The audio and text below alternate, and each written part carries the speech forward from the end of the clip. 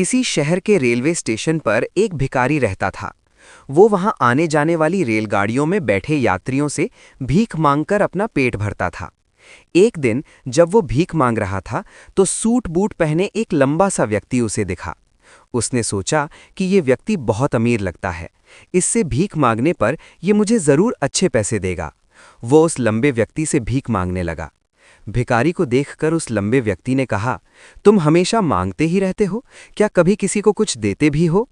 भिखारी बोला, साहब मैं तो भिखारी हूं, हमेशा लोगों से मांगता ही रहता हूं। मेरी इतनी औकात कहाँ कि किसी को कुछ दे सकूं।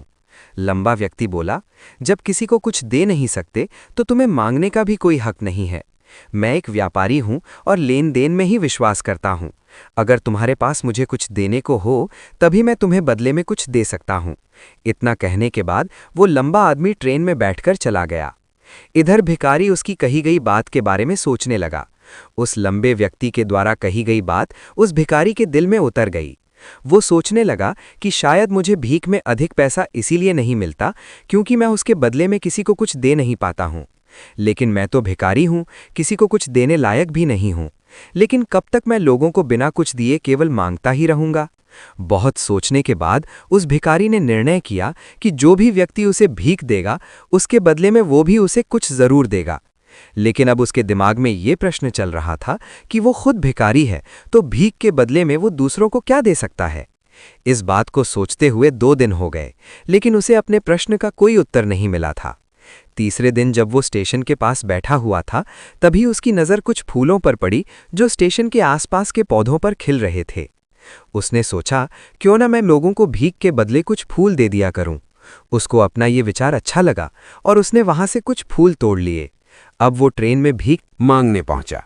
अब जब भी कोई उसे भीख देता तो उसके बदले में वो भीख देने वाले को कुछ फूल दे देता। उन फूलों को लोग खुश होकर अपने पास रख लेते थे। अब भिखारी रोज फूल तोड़ता और भीख के बदले में उन फूलों को लोगों में बांट देता था। कुछ ही दिनों में उसने महसूस किया कि अब उसे बहुत अधिक लोग भीख देने लगे हैं। वो स्टेशन के पास के सभी फूलों को तोड़ लाता था। जब तक उसके पास फूल रहते थे तब तक उसे बहुत से लोग भीख देते थे, लेकिन जब फूल बांटते बांटते खत्म हो जाते तो उसे भीख भी नहीं मिलती थी। अब रोज ऐसा ही चलता रहा। एक दिन जब वो भीख मांग रहा था तो उसने देखा कि वही लंबा व्यक्ति ट्रेन में बैठा है जिसकी वजह से उसे भीख के बदले फूल देने की प्रेरणा मिली थी। वो तुरंत उस व्यक्ति के पास पहुंच गया और भीख मांगते हुए बोला, आज मेरे पास आपको देने के लिए कुछ फूल हैं, आप मुझे भीख दीजिए तो बदले में मैं आपको कुछ फूल दूंगा। उस लंबे व्यक्ति ने उसे भीख के रूप में कुछ पैसे दे दिए और भिखारी ने कुछ फूल उसे दे दिए। उस लंबे व्यक्ति को बात बहुत पसंद आई। वो बोला, वाह क्या बात है, आज तुम भी मेरी तरह एक व्यापारी बन गए हो। इतना कहकर फूल लेकर वो लंबा व्यक्ति अपने स्टेशन पर उतर गया। लेकिन उस लंबे व्यक्ति द्वारा कही गई बात एक बार फिर से उस भिखारी के दिल में उतर गई। वो बार बार उस लंबे व्यक्ति के द्वारा कही गई बात के बारे में सोचने लगा और बहुत खुश होने लगा। उसकी आंखें अब चमकने लगीं। उसे लगने लगा कि अब उसके हाथ सफलता की वो चाबी लग गई है जिसके द्वारा वो अपने जीवन को बदल सकता है। वो तुरंत ट्रेन से नीचे उतरा और उत्साहित होकर बहुत तेज आवाज में ऊपर आसमान की तरफ देखकर बोला, मैं भिखारी नहीं हूं, मैं तो एक व्यापारी हूं, मैं भी अमीर बन सकता हूं। लोगों ने उसे देखा तो सोचा कि शायद ये भिखारी पागल हो गया है और अगले दिन से वो भिखारी उस स्टेशन पर फिर कभी नहीं दिखा। लेकिन 6 महीने बाद इसी स्टेशन पर 2 व्यक्ति सूट बूट पहने हुए यात्रा कर रहे थे। दोनों ने एक दूसरे को देखा तो उनमें से एक ने दूसरे से हाथ मिलाया और कहा, क्या आपने मुझे पहचाना? दूसरा व्यक्ति बोला, नहीं, क्योंकि मेरे हिसाब से हम लोग पहली बार मिल रहे हैं। पहला व्यक्ति बोला, नहीं, आप याद कीजिए, हम पहली बार नहीं बल्कि तीसरी बार मिल रहे हैं। दूसरा व्यक्ति बोला, मुझे याद नहीं, वैसे हम पहले 2 बार कब मिले थे? अब पहला व्यक्ति मुस्कुराया और बोला, हम पहले भी 2 बार इसी ट्रेन में मिले थे। मैं वही भिखारी हूं जिसको आपने पहली मुलाकात में बताया कि मुझे जीवन में क्या करना चाहिए और दूसरी मुलाकात में बताया कि मैं वास्तव में कौन हूं।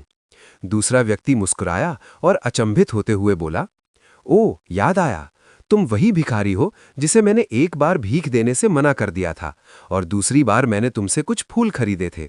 लेकिन आज तुम ये सूट बूट में कहाँ जा रहे हो और आजकल क्या कर रहे हो? तब पहला व्यक्ति बोला, हाँ मैं वही भिखारी हूँ, लेकिन आज मैं फूलों का एक बहुत बड़ा व्यापारी हूँ और इसी व्यापार के काम से ही दूसरे शहर जा रहा हूँ। कुछ देर रुकने के बाद वो फिर बोला, आपने मुझे पहली मुलाकात में प्रकृति का वो नियम बताया था जिसके अनुसार हमें तभी कुछ मिलता है जब हम कुछ देते हैं। लेन देन का ये नियम वास्तव में काम करता है। मैंने ये बहुत अच्छी तरह महसूस किया है, लेकिन मैं खुद को हमेशा भिखारी ही समझता रहा। इससे ऊपर उठकर मैंने कभी सोचा ही नहीं, और जब आपसे मेरी दूसरी मुलाकात हुई तब आपने मुझे बताया कि मैं एक व्यापारी बन चुका हूँ। अब मैं समझ चुका था कि मैं वास्तव में एक भिखारी नहीं बल्कि व्यापारी बन चुका हूँ।